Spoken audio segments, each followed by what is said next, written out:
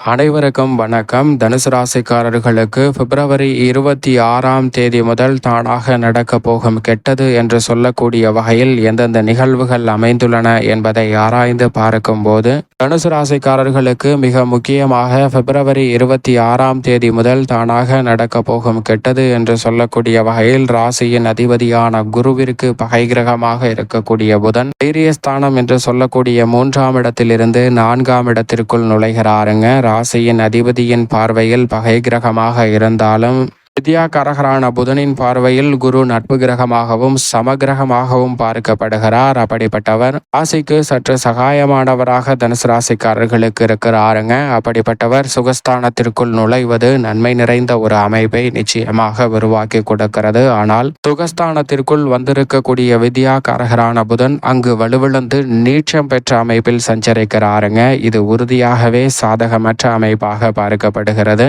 அறிவு, வித்தை, கணிதம், ஜோதிடம், கம்ப்யூட்டர், மீடியா, செய்தித்தாள், பேச்சுத்திறன், பயந்த சுவாபம், நகைச்சுவை உணர்வு, மற்றவர்களுக்கு போதிக்கும் ஆற்றல் என அளவற்ற முறையில் ஆற்றல்களை அள்ளி கொடுக்கக்கூடிய அற்புதமான கிரகமாகவும் சூரியனுக்கு மிக அருகாமையில் இருக்கக்கூடிய கிரகமாகவும் ஒளி பொருந்திய கிரகமாகவும் இருக்கக்கூடிய புதன் வக்ரகதியில் திரும்புகிறாருங்க. மார்ச் 9ஆம் தேதி முதல் தற்போது நீச்சம் பெறுவது மட்டுமல்லாது மார்ச் 9ஆம் தேதி முதல் மேலும் வலுவிழந்து வக்ரகதியிலும் திரும்புகிறார். இது உறுதியாகவே சாதகமற்ற சூழலை ஏற்படுத்துகிறது. எனவேதான் தானாக நடக்க போகும் கெட்டது என்று சொல்லக்கூடிய வகையில் புதன் கெட்டால் புத்தி கெட்டுவிடும் என்று சொல்லக்கூடிய வகையில் உணர்ச்சி வசப்படுவதற்கான வாய்ப்பும் முன்கோபப்படுவதற்கான சூழலும் உருவாகலாம். எனவே இந்த தருணத்தில் உணர்ச்சி வசப்பட்டு எந்தவிதமான முடிவையும் எடுப்பதை நிச்சயமாக நிறுத்த வேண்டும். அதோடு மட்டுமல்லாது புதன் கெட்டால் நோய்வாய்ப்படுவதற்கான சாத்தியக்கூறுகளும் உண்டு. எனவே உடல்நல ஆரோக்கியத்தில் சுகஸ்தானத்தில் அவர் வலுவிழந்த அமைப்பில்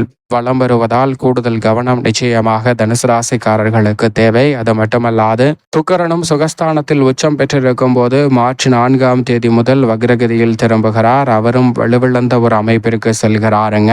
தனியும் மார்ச் 29ஆம் தேதியிலிருந்து சுகஸ்தானத்திற்குள் திருக்கணிதத்தின்படி நுழைகிறார். அதுவும் சாதகமற்ற அமைப்பு. சூரியனும் தைரியஸ்தானத்திலிருந்து மார்ச் 16ஆம் தேதி முதல் சுகஸ்தானத்திற்குள் நுழைய போகிறார். இப்படி பல கிரகநிலைகள் சுகஸ்தானத்திற்கு வருவது நிச்சயமாக சாதகமற்ற சூழலை ஏற்படுத்துகிறது. எனவே அதிக கவனமும் விழிப்புணர்வும் மிக முக்கியமாக தேவை. இந்த கிரகநிலைகளின் அமைப்பால் தானாக நடக்கப் போகும் கெட்டவையாக சில நிகழ்வுகள் அமைவதற்கான வாய்ப்பு உள்ளது. எனவே கூடுதல் கவனமும் விழிப்புணர்வும் மிகவும் முக்கியமாக இந்த வேளையில் தேவைப்படுகிறது. குறிப்பாக மார்ச் 29ஆம் தேதி 6 கிரகநிலைகள் சுகஸ்தானத்தில் அமர்ந்து தொழில் ஸ்தானத்தை பார்ப்பதால் இந்த தருணத்தில் உறுதியாக உத்தியோகம், தொழில் ரீதியான பணிகளில் எந்தவிதமான முக்கிய முடிவுகளை எடுப்பதாக இருந்தாலும் அதை நன்கு ஆலோசித்து அதன் விளைவுகளை அறிந்து அதற்கு ஏற்றவாறு முடிவெடுப்பது நிச்சயமாக அதில் ஏற்படக்கூடிய தடைகளை விளக்கும். இல்லை என்றால் எதிர்பாராத சங்கடங்களையும் தடைகளையும் சந்திப்பதற்கான சூழல் உருவாகலாங்க.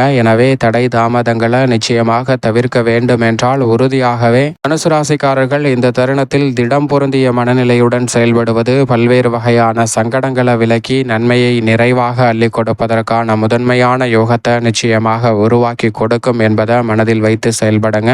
அதோடு மட்டுமல்லாது வித்யாகாரகரான புதன் கொடுக்கக்கூடிய அறிவாற்றல் என்பது எதிரிகளை பந்தாடக்கூடிய அளவிற்கு விவேகம் நிறைந்த ஒன்றாக பார்க்கப்படுகிறது. எனவே விவேகமாக முடிவெடுப்பதிலும் சரியான சிறப்பான முடிவெடுப்பதிலும் சில தாமதம் ஏற்படுவதற்கான வாய்ப்பு உள்ளது. எனவே இந்த வேளையில் நிதானத்துடனும் பொறுமையுடனும் நடந்து கொள்வது உறுதியாகவே விருச்சிக ராசிக்காரர்களுக்கு நல்ல மாற்றத்தை ஏற்படுத்தி கொடுக்கும். அதே வேளையில் இந்த தருணத்தில் நல்ல பல நிகழ்வுகளே நடைபெறாதா என்று கேட்டால் நிச்சயமாக இல்லை. ஏனென்றால் குரு வலுவான அமைப்பில் சப்தமஸ்தானத்தில் வலம் வருகிறார். எனவே உறுதியாக நீங்கள் எதிர்பார்ப்பதை காட்டிலும் கலஸ்திரஸ்தானம் வலுப்பெறுவதால் திருமணம் உள்ளிட்ட பல்வேறு வகையான சுப நிகழ்வுகள் எதிர்பார்ப்பதை காட்டிலும் சிறப்பாக கைகூடும். ஆனால் அதில் இருக்கக்கூடிய சிக்கல் என்னவென்றால் அதில் சில சங்கடங்களையும் எதிர்பாராத மனஸ்தாபத்தையும் சண்டை சச்சரவுகளையும் சந்திப்பதற்கான சூழல் உருவாகலாம். எனவே இந்த தருணத்தில் நீங்கள் எவ்வளவுதான் விட்டு கொடுத்து விலகி சென்றாலும் உங்களை தேடி சில பிரச்சனைகள் வருவதற்கான வாய்ப்பு உள்ளது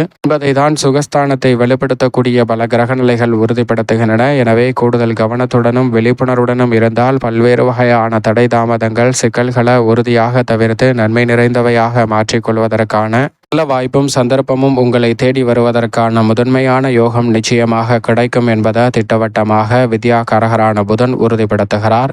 எனவே இந்த தருணத்துல கூடுதல் கவனத்துடனும் விழிப்புணர்வுடனும் இருங்க. குடும்ப ரீதியாக உறவுகளை கையாளும் போது சூழ்நிலைக்கு ஏற்றவாறு சாதுரியமாக நடந்து கொண்டால் மனஸ்தாபத்தையும் மன வருத்தத்தையும் நிச்சயமாக தவிர்ப்பதற்கான வாய்ப்பு நிறைவாக கிடைக்கும். குறிப்பாக இந்த வேளையில் தாய்வழி உறவு முறைகளை எதிர்கொள்ளும் போது அதிக கவனத்துடன் இருங்க. ஏனென்றால் சின்ன சின்ன விஷயங்களுக்கு கூட மனஸ்தாபமும் தேவையில்லாத மன வருத்தத்தையும் அதிகமாக சந்திப்பதற்கான சூழல் உருவாகலாம். எனவே அதிக கவனத்துடனும் விழிப்புணர்வுடனும் இருந்தால் உறுதியாக மனஸ்தாபங்களை தவிர்த்து முன்னேற்றத்தை நிறைவாக சந்திப்பதற்கான சூழல் நிச்சயமாக கிடைக்கும். உத்தியோகம், தொழில் ரீதியாக அதிக கவனத்துடனும் விழிப்புணர்வுடனும் தனுசு ராசிக்காரர்கள் நிச்சயமாக செயல்பட்டாக வேண்டும். ராசியின் அதிபதியான குருவிற்கு பகை கிரகமாக இருக்கக்கூடிய வித்யாகாரகரான புதனின் அமைப்பு சாதகமற்ற அமைப்பில் இருப்பதால் இந்த வேளையில் நீங்கள் எதிர்பார்ப்பதை காட்டிலும் சில சங்கடம் நிறைந்த சூழல் உருவாகலாம். எனவே சற்று சூழ்நிலைக்கு ஏற்றவாறு வளைந்து கொடுத்து செல்லுங்கள், விட்டு கொடுத்து செல்லுங்கள். வளைந்து கொடுத்து செல்வதால் ஒருபோதும் கெட்டு போவதில்லை. எனவே